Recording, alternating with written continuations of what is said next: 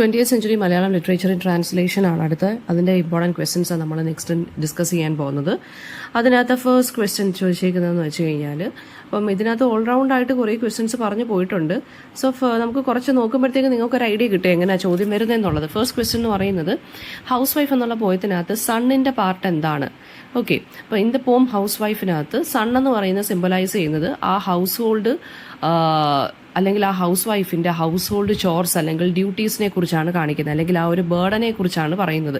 അതായത് physically and emotionally നല്ല രീതിയിൽ ഹൗസ് ഹോൾഡ് ചോർസ് ഭയങ്കര ബേർഡനാണ്. അപ്പോൾ ആ ഒരു ബേർഡനെയാണ് സൺ അവിടെ റെപ്രസെന്റ് ചെയ്യുന്നത്. ഓക്കെ, കോമൺ എന്താണ്? Why did Common fail to pay the fees of his son and buy medicines for his daughter? Common വളരെയധികം ഫിനാൻഷ്യൽ ഹാർഡ്ഷിപ്സും ഒക്കെ ഫേസ് ചെയ്തിരുന്ന ഒരാളാണ്. സോ അതുകൊണ്ടാണ് ഇവർക്ക് എന്ത് ചെയ്യാൻ പറ്റാത്തത്, മകൾക്കും മകനും ഒന്നും ഫീസ് കെട്ടാൻ പറ്റാഞ്ഞത്. Then central theme of the poem advent.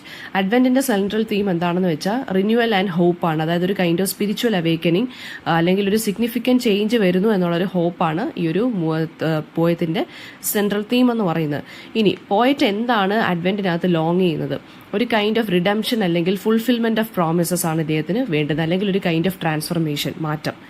ഇനി ഇത് ലോൺ ടസ്കറിനകത്ത് പ്രൊഫഷൻ എന്താണ് പ്രൊട്ടാഗണിസ്റ്റിന്റെ? ലോൺ ടസ്കറിനകത്ത് പ്രൊട്ടാഗണിസ്റ്റ് എന്ന് പറയുന്ന ഒരു മെഹൌട്ട് ആണ്, അല്ലെങ്കിൽ എലിഫന്റ് ഹാൻഡ്ലർ ആണ്, ആനപ്പാപ്പാൻ. Okay, then what does a woman who sweeps a front yard long for? അതായത് സ്വീപ്പ് ചെയ്യുന്ന ആ സ്ത്രീക്ക് എന്താണ്, അവരെന്താണ് ആഗ്രഹിക്കുന്നത്? റെക്കഗ്നീഷൻ, ഡിഗ്നിറ്റി, ആ മൊണോട്ടണസ് ലൈഫിൽ നിന്നുള്ളൊരു എസ്കേപ്പ് ആണ് ഈ ഹൗസ് വൈഫ് എന്താണ് ആഗ്രഹിക്കുന്നത്. Then what is a revelation experienced by the white rat in the poem snakes have hollows? Snakes have ഹോളോസിനകത്ത് വൈറ്റ് റാറ്റിന്റെ റെവലേഷൻ എന്താണ്? അത് ലൈഫിന്റെ സ്ട്രഗിൾസിനെയാണ് അത് കാണിക്കുന്നത്. ആ ഒരു വൾണറബിലിറ്റി അല്ലെങ്കിൽ ഇന്നവിറ്റബിലിറ്റിയാണ് അത് കാണിക്കുന്നത്. ഇനി സ്നേക്സ് ഹാവ് ഹോളോസിലെ അല്യൂഷൻ എന്താണ്? അല്യൂഷൻ എന്താണെന്ന് ചോദിച്ചു കഴിഞ്ഞാൽ അതിനകത്ത് സർവൈവലിനെ കുറിച്ചും ഹിഡൻ സ്പേസസിനെ കുറിച്ചോ പറയുന്നത്. അതായത് സേഫ്റ്റിയും റെഫ്യൂജിനെയാണ് അത് കാണിക്കുന്നത്. പിന്നെ ടെമ്പിൾ ബെല്ലിലെ പോണ്ട് എന്തിനെയാണ് റെപ്രസെന്റ് ചെയ്യുന്നത്? പോണ്ട് എന്ന് പറയുന്ന source of life and purity ആണ്. പക്ഷെ അത് സ്റ്റാഗ്നന്റും പൊല്യൂട്ടഡ് ആയി മാറുന്നു എന്ന് വെച്ചാൽ അതെന്തിനെയാണ് കാണിക്കുന്നത്? നെഗ്ലക്ട് അല്ലെങ്കിൽ ഡീക്കെ. അതാരും വൃത്തിയാക്കാതെ ഇങ്ങനെ അതിനെ നശിപ്പിച്ചിട്ടേക്കുവാണ് എന്നാണ് കാണിച്ചേക്കുന്നത്. ഇനി തേതിക്കുട്ടിയുടെ what is a name adopted by Thethikutty when she becomes a freedom fighter? Seethadevi എന്നുള്ള പേരാണ് തേതിക്കുട്ടി അഡോപ്റ്റ് ചെയ്യുന്നത് കേട്ടോ. അവരുടെ ആ ഒരു ട്രാൻസ്ഫർമേഷനെയാണ് അത് കാണിക്കുന്നത്. ദെൻ ടെമ്പിൾ ബെല്ലിലെ ഗോപുരവും സാങ്ക്ടത്തിന്റെ കണ്ടീഷൻസ് എങ്ങനെയാണ്? നെഗ്ലക്റ്റഡ് ആൻഡ് ഡീക്കേഡ് ആണ്. കൾച്ചറൽ ആൻഡ് സ്പിരിച്വൽ സിഗ്നിഫിക്കൻസിന്റെ ആ ഒരു റിഫ്ലക്ഷൻ ആണ് അത് കാണിക്കുന്നത്. അത് രണ്ടും ഇല്ല എന്നാണ് കാണിക്കുന്നത്. ട്രഡീഷനെ വാല്യൂവിനും ഒന്നും ഇമ്പോർട്ടൻസ് കൊടുക്കാതെ അതിങ്ങനെ ഇറോഡ് ആയി പോയി നെഗ്ലക്റ്റഡ് ആയി കിടക്കുവാണെന്നാണ് പറയുന്നത്. Comparing the bell to a മുനികന്യക, അതായത് ആ ഒരു ടെമ്പിൾ ബെല്ലിനെ മുനികന്യകയായിട്ട് കമ്പയർ ചെയ്തിട്ട് ഇതെന്താണെന്ന് വെച്ച് കഴിഞ്ഞാൽ ആ ഒരു ഫോർലോൺ ബെൽ എന്ന് പറയുന്നത് മുനികന്യക എന്ന് വെച്ചാൽ ഒരു മെഡിറ്റേറ്റിംഗ് മെയ്ഡൻ. അപ്പോൾ ആ ടെമ്പിൾ ബെല്ല് ശരിക്കും പറഞ്ഞാൽ വളരെ സൈലന്റ് ആയിട്ട് എൻഡ്യൂർ ചെയ്യില്ല, സഹിച്ച് അതിന്റെ ആ സേക്രഡ്നെസ് ഒക്കെ ഉണ്ട്. അതിന്റെ ആ നെഗ്ലക്റ്റഡ് സ്റ്റേറ്റിലാണെങ്കിലും അത് വളരെ സേക്രഡ് ആയിട്ട് നിൽക്കുവാണ്. അപ്പോൾ അത് കാണിക്കുന്നത് ഫൊർഗോട്ടൺ ഹെറിറ്റേജിനെയാണ് കാണിക്കുന്നത്. ഇനി ദ ഗൂർഖയ്ക്കകത്തുള്ള ഡോഗിന്റെ ഔളിന്റെ സിഗ്നിഫിക്കൻസ് എന്താണ്? ലോയൽറ്റി അല്ലെങ്കിൽ റെസീലിയൻസിനെയാണ് ഡോഗ് റെപ്രസെന്റ് ചെയ്യുന്നത്.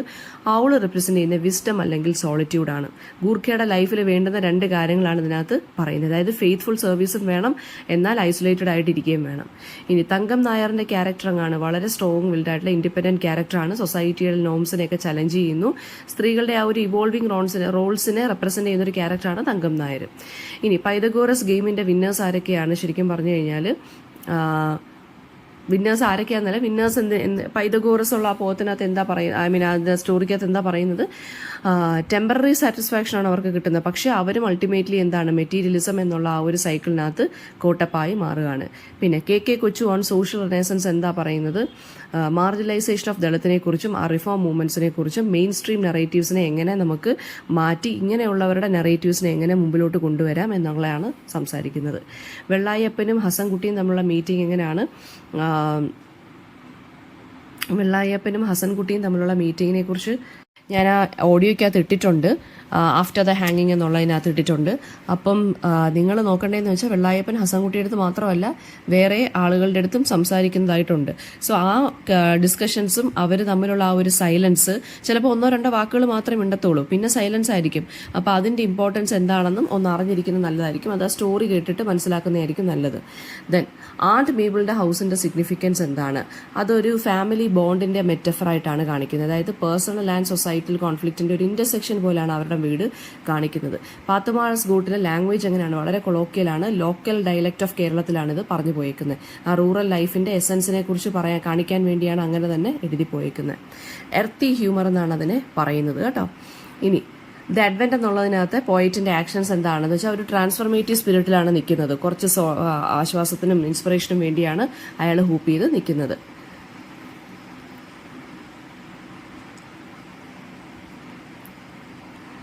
Next past and present in temple bell. Past and present in temple bell എന്ന് പറയുമ്പോൾ ആ പോയം ശരിക്കും പറഞ്ഞാൽ സേക്രഡ്നെസ്സും പാസ്റ്റിന്റെ വൈബ്രൻസിയും കാണിക്കുന്നു. അതുപോലെ തന്നെ പ്രസന്റ് കണ്ടീഷനിലുള്ള പ്രസന്റ് ടൈമിലുള്ള നെഗ്ലക്റ്റ് ആൻഡ് ഡീക്കേയും കാണിക്കുന്നു.